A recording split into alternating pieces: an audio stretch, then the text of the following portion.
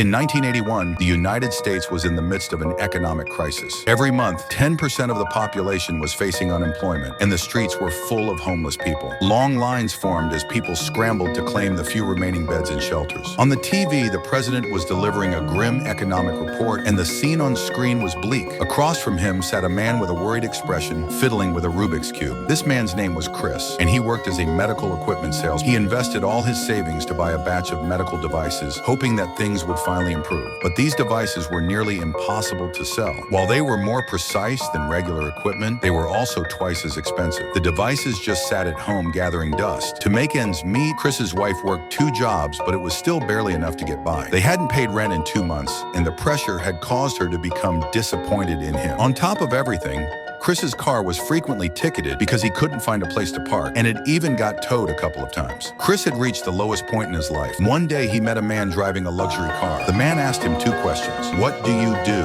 and how do you do it? With a smile, the man answered that he was a stockbroker. Chris wondered to himself, do you need a college degree to do that? The man confidently replied, no, all you need is a good understanding of math and social skills. After the man left, Chris looked around at the people in the street. Everyone had smiles on their faces, looking happy and content. This brief encounter planted a seed of hope in Chris's heart, the desire for a better, happier life. Not long after, Chris got an opportunity for an interview. He filled out the application form and handed it over to the HR manager at the company. The manager glanced at it and told him that they would contact him about the interview.